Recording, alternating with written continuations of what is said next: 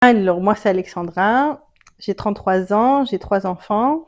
Deb qui a 11 ans, Liv qui a 7 ans et Ben qui a 4 ans. Je suis mariée. Oui, c'était très conflictuel en fait. J'arrivais pas du tout à la comprendre. Je n'arrivais pas à établir un dialogue. Pour tout et n'importe quoi, c'était des grosses crises, des gros pleurs, toujours des mots un plus haut que l'autre. C'était vraiment, elle était vraiment très fâchée. J'avais l'impression qu'elle avait vraiment une haine en elle contre moi, contre son père, contre nous, contre même ses frères et sœurs. Donc oui, elle était vraiment, je pense, elle se sentait pas comprise. C'est en tout cas ce qu'elle me disait, c'est qu'elle se sentait pas comprise, qu'on l'écoutait pas, qu'elle était peut-être pas la préférée des enfants, enfin, tu vois, des choses comme ça. Donc en fait, j'étais dans la totale incompréhension et le dialogue ne pouvait pas se faire parce que dès que j'essayais de discuter avec elle, c'était vraiment c'était un mur. Il y avait vraiment un mur entre nous. Et donc ça passait pas. Le dialogue, c'était impossible. J'avais beau essayer de lui expliquer des trucs qu'elle et moi, passer même passer du temps avec elle, c'était très compliqué. Un jeu de société, ça se passait toujours mal. On pouvait même pas aller jusqu'au bout parce qu'il y avait une crise, parce que elle voulait absolument pas perdre, ou alors, enfin, tout et n'importe quoi. Ou alors, je veux pas qu'il y ait mes frères et sœurs, je veux juste le faire avec toi. Enfin, tout était source de conflit. Faire les devoirs, aller prendre sa douche, manger, tout était vraiment problématique. Je me sentais comme si que je ne savais pas être sa mère. Je ne savais pas être maman avec elle. Je me sentais vraiment que j'arrivais pas, comme si qu'on était des inconnus, vraiment, presque. Oui, j'arrivais pas du tout à même ne serait-ce qu'à avoir envie de passer un moment parce que je savais d'avance que ça allait mal se terminer. Toutes les réactions qu'elle pouvait avoir ou tout ce qu'elle pouvait faire, c'était forcément de la méchanceté. Ouais. Toi, tu as rejoint l'accompagnement de 4 mois, donc sur mesure, la Phoenix Academy, mais en accompagnement personnalisé. Est-ce que avant de rejoindre cet accompagnement, tu avais des peurs, tu avais des craintes? Non. Je me suis dit, là, il faut que je fasse quelque chose. Trop bien. Quelle qu'elle soit. Si, voilà, forcément que on y réfléchit au budget, bien évidemment. Mais là, je me suis dit, là, il faut que je le fasse, il faut que j'essaye. Voilà. Il y a urgence. Et il y a urgence, effectivement. Donc, je me suis dit, bon, quitte à ce que ça me prenne un peu d'argent, tant pis, je vais prendre sur ce que j'ai de côté, etc. Mais j'ai besoin d'arriver à trouver une solution maintenant. Deb, elle est en pleine dans la préadolescence. Et je me suis dit, si je n'arrive pas à établir un dialogue aujourd'hui, si je n'arrive pas à enlever ce mur, ce pont entre nous, j'ai peur de ce qui peut se passer, en fait, à l'adolescence pure, pleine, voilà. Et je me suis dit, donc là, il faut absolument que j'y arrive, parce que de toute façon, dans tous les cas, ça devenait vraiment invivable à la maison. Je pense qu'on a tous besoin de quelqu'un qui nous aide de temps en temps dans notre vie. C'est important. Ça aussi, je pense que ça lui a fait énormément plaisir à Deb de se sentir aussi un peu plus comprise peut-être par moi. Et ça a aussi, on va dire, aidé à la relation entre elle et ses frères et sœurs. Ah oui. Oui, parce que ça s'est apaisé. Disais, ouais. Voilà. En fait, elle avait besoin de souffler un peu, je pense. Elle avait, voilà, elle se sentait compressée un peu par maman, plus les frères et sœurs, plus papa. Donc, elle avait besoin d'espace, de souffler, de respirer. Et les crises avec les frères et sœurs, ça arrive toujours, mais beaucoup, beaucoup, beaucoup moins souvent qu'avant. Et en fait, c'est compliqué en tant que parent quand on a été, on va dire, formaté et éduqué d'une certaine façon avec des ordres et que tu es obligé de les suivre parce que sinon ça va pas. En fait, changer et te dire, non, en fait, je peux être plus à l'écoute et en fait trouver un moyen, un terrain d'entente pour que ça se passe mieux. Et justement, toi, ce que tu m'avais dit un truc super intéressant, c'est la clé de la coopération, ça a été la connexion. Ouais. Ah non, ouais. Oui, parce que en fait, du moment que j'ai trouvé, en fait, justement, là où il y avait le problème, j'ai compris que Deb, elle avait un problème avec l'autorité et que les ordres, c'était compliqué. Je me suis dit, déjà, il faut que je trouve un autre moyen de pouvoir discuter avec elle. Et quand j'ai trouvé l'alternative de on va trouver un moyen d'entente, voilà, ça a tout de suite. Mais alors ça a cassé mon pont. Le mur qu'on avait entre les deux, ça a été mais brisé complet Ouais. parce que j'ai réussi à établir une communication avec elle. Et de ce fait-là, on communique plus et du coup quand on parle et quand on essaye de trouver un moyen de chacun y trouve son compte, la communication est rétablie. Enfin, en tout cas, chez moi, ça a été comme ça. La communication a été rétablie tout de suite. Et elle a commencé à venir plus me parler. Et moi, j'ai commencé à aller plus vers elle. Et comprendre aussi, déjà, ne serait-ce que, ouais, j'étais arrivée à un moment où j'étais vraiment en burn-out. C'était parce que c'est pareil, moi, je comprenais pas que j'avais pas forcément envie de passer autant de temps avec mes enfants qu'avant. Et, enfin, c'était pas grave, il fallait juste que je trouve un équilibre. Et en fait, t'étais dans la peur et tu te dis, mais mince, je suis une mauvaise mère, je comprends pas, j'ai envie d'être autre chose que maman, c'est pas normal. Alors que j'avais été que ça finalement avant. Ouais, mais ça engendre beaucoup de culpabilité, hein. Ça, c'est Voilà. sous-estimé, Ouais, c'est ouais. l'impact de la culpabilité dans la vie de mère finalement. Ouais. C'est aussi plein d'injonctions, hein. On nous dit, en fait, une mère, elle doit être à 100% partout. Oui. Donc les calculs sont pas bons. Oui. Une des phrases qui m'a hyper émue que tu m'as dit pendant l'accompagnement, c'est cette projection que tu avais de toi en tant que mère, qui faisait du shopping, qui vivait des moments importants avec ta fille. Tu t'étais projetée avec Deb à 16 ans. Ouais. Ça te parle, ça? Oui, oui, parce que en fait, déjà, je m'y attendais pas à ce que ça se passe aussitôt, en fait. C'est-à-dire que forcément, quand on a une petite fille, peut-être la plupart des mamans se disent, bah voilà, enfin, j'ai trop hâte de partager des moments avec elle, comme le shopping, le maquillage, des choses comme ça. Et déjà, pour moi, ça a été un choc de me dire que ça se fasse aussitôt. Et puis, je me suis dit qu'éventuellement, ça pouvait ne jamais arriver puisqu'on était en conflit. Mais maintenant, enfin, finalement, ça se fait. Et je suis trop contente parce qu'on passe des moments super complices ensemble. Et c'était vraiment un changement et une nouveauté dans notre vie. Et c'est super chouette de pouvoir partager un moment de qualité rien qu'avec elle. Parce que forcément, on a des moments en famille, etc. Mais là, de me dire, je suis partie faire du shopping juste avec elle, passer un moment juste avec elle, ou on fait des essayages ou quoi, et c'était trop sympa. Enfin, il y a pas eu de crise, il y a pas eu de pleurs, il n'y a pas eu de... Non, c'était fluide, normal, naturel. Enfin, et c'était et ce sont des super moments maintenant. Et je me dis, enfin, je vois l'avenir beaucoup moins noir qu'avant. Ah oui, j'avais vraiment peur de l'avenir. Je me suis dit, je vais perdre tout à fait le contrôle quand elle sera plus grande. Peut-être que j'aurai même plus de contact si ça se trouve avec elle plus tard. Enfin, au tout début du coaching, effectivement, quand on avait fait un petit camembert de la personne que j'étais, j'avais mis 10% maman.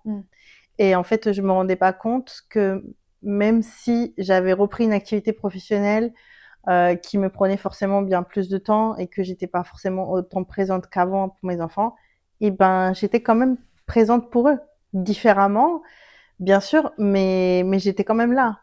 Et oui, tu m'as aidé à voir que même si j'étais plus H24 à la maison comme avant, j'étais quand même là pour eux. Avec toutes les autres choses que je faisais pour eux, des petites activités, les accompagner sur certaines activités à l'école ou préparer leurs activités extrascolaires, plein de choses. Acheter les cadeaux. En fait, ils étaient tout le temps là dans ta tête. Mais oui, ça en fait, c'est que forme, mais... ça change de forme et j'étais pas consciente en fait que même si ça avait changé de forme, j'étais quand même là et bien plus que 10% en tant que maman. Je suis tombée dans un burn-out, finalement, parce que je n'avais pas réussi à trouver le bon équilibre entre Alexandra professionnelle et Alexandra l'épouse et Alexandra maman et Alexandra juste Alexandra. Donc, il fallait que je retrouve en fait un équilibre dans tout ça. Et oui, j'en étais arrivée à un moment où bah, je n'avais pas forcément envie d'être avec les enfants Mm. parce que j'avais été juste avec les enfants pendant si longtemps, pendant Ouais. 5 ans. Et donc, je voulais me concentrer pour une fois bah, sur moi, la femme finalement, juste Alexandra, Mm. et la professionnelle aussi, parce que j'ai toujours été très active dans ma vie professionnelle. Et j'avais fait une grosse coupure, puis reprendre. Et en plus, j'ai repris en tant qu'auto-entrepreneur. Ouais. J'étais un peu submergée et tu m'as aidé à faire justement ce tri. Donc en fait, on a travaillé tout ça en coaching pour que tu puisses te libérer Ouais. aussi de cette espèce de poids là sur tes épaules de bah, je suis une mauvaise mère et je culpabilise parce que je suis pas assez avec eux, etc. Alors que Ouais. tu me faisais que me parler de eux en fait. Oui. Alors, bah, en fait, c'est ça, c'est qu'on se rend pas compte que c'est bénéfique Mm. bah, pour la personne qui est maman ou papa, hein, de prendre soin de lui, Ouais. parce qu'en fait, si tu prends soin de toi, et ben, t'es plus disponible finalement Ouais. pour être maman ou papa. Donc, ou même pour être épouse ou époux, enfin, ou pour être juste toi en tant que personne à toi. Enfin, vraiment, Mm. t'es plus disponible si t'écoutes ton corps. Enfin, moi, ça, je l'ai appris aussi, hein, à écouter mon corps, parce que tu m'as appris que le corps parle. Ah oui, il parle Enfin, d'ailleurs en premier oui, et avant ça, tout. je n'étais pas consciente du tout. Moi, je me retrouvais avec des torticolis Mm. tout le temps, ou alors des maux de tête, ou alors des maux de dos, des choses comme ça. Et en fait, c'est simplement que je me rendais pas compte. J'écoutais pas mon corps. Et on m'a pas appris à me dire, oui, à écouter ce que mon corps me faisait ressentir. Mm. Euh, et parce qu'au contraire, moi, j'étais plutôt dans ma mère, elle m'a toujours dit, bah non, en fait, si t'as mal à la tête ou si t'as un problème ou si quoi, ça compte pas. Il faut toujours être à 1 milliard de % parce que Ouais. t'es obligé de te sacrifier, etc. Tu vois, t'étais obligé d'être, sinon, t'étais rien. Tu prends un cachet et hop, on Voilà, n'en parle plus. voilà. Et donc, même plusieurs fois en coaching, tu m'as posé la question de qu'est-ce que tu ressens. Mais moi, Ton corps. voilà, moi, je te parlais en sentiment. Et toi, tu avais besoin que je te dise, oui, mais ton corps te dit quoi? Qu'est-ce qu'il te fait? Ton cœur, comment il bat? Voilà, qu'est-ce Comment que tu ta respiration? respires? Voilà. Et toi, tu me répondais au début, les premières séances, toujours en mode mental. Oui, Enfin, mental, voilà, voilà. vraiment. Et j'arrivais pas à C'est comprendre normal. ce que tu me demandais Ouais. parce que j'avais pas pris conscience qu'effectivement, bah, mon corps me disait des choses. Mm. Et, euh, et en fait, en écoutant, justement, et ben, au fur et à mesure, je me suis dit, bon, là, en fait, bah, je suis fatiguée et j'ai le droit d'aller prendre une sieste, en fait. Donc là, je prends soin de moi. Voilà. Enfin, là, Ouais. et c'est en m'écoutant, mon corps me parlait et aussi ce que je ressens que j'ai appris à bah, être mieux avec les enfants parce que ça m'a déchargé de ce que je pouvais ressentir. Ça m'a aidé à m'aider moi-même. Ouais. Aide-toi et le ciel t'aidera. Ouais, c'est ça. Et de ce Ouais. fait-là, j'étais forcément plus disponible pour les Ouais. enfants et j'avais bien plus envie de passer du temps avec eux. Ça m'a aidé. Ça a aidé ma famille. Enfin, voilà, pas que moi, mais parce qu'en Ok. fait, même si c'est moi qui ai fait le coaching, euh, en fait, on agit aussi tous un peu par mimétisme. Donc, c'est-à-dire que bah, mon mari suit parce qu'il Mm. voit qu'il y a du changement, même si au départ il était un peu réticent parce que pour lui c'était perdre le contrôle, c'était perdre l'autorité. Ça m'a beaucoup aidé que Florian soit quand même ouvert, même Ouais. si il pensait perdre un peu ses moyens. Mais ça l'a aidé aussi quand parce qu'on a fait une séance ensemble Ouais. avec Florian. Et il a compris aussi quel genre de père il voulait être. Mm.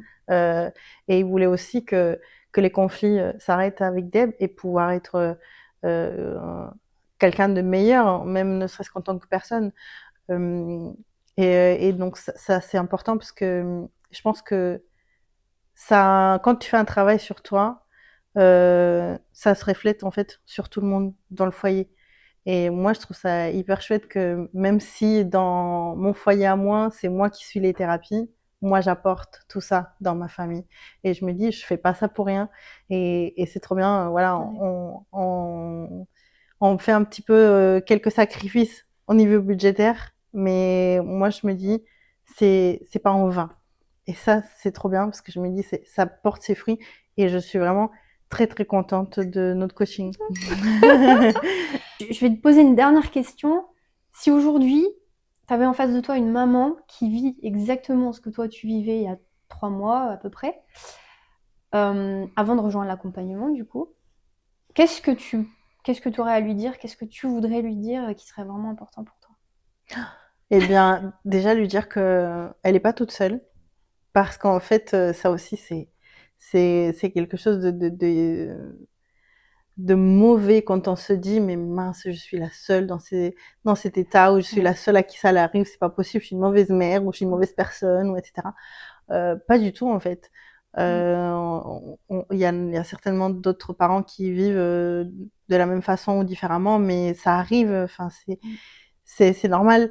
Et, et de lui dire aussi enfin, qu'elle n'hésite pas à chercher de l'aide, hein, à chercher de l'aide, enfin voilà, qu'elle n'hésite pas à chercher de l'aide, et que oui, ça va la bousculer, bien sûr, parce que on se remet en question énormément. Mais enfin, changer de nos habitudes, c'est dur, c'est difficile vraiment. Mais ça vaut vraiment, vraiment le coup de le faire. Parce que moi, en tout cas, ça a changé. Ça a vraiment changé du tout au tout ma famille. Ça a changé ma relation avec mes enfants.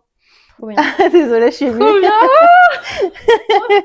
Je suis émue, mais je suis vraiment très contente. Je suis pas déçue. Et en vrai, euh, ça m'a aidé avec Deb. Et je suis vraiment très contente parce que ben, j'avais besoin vraiment de rétablir le contact avec elle. J'avais vraiment besoin de devenir une mère et une fille, vraiment.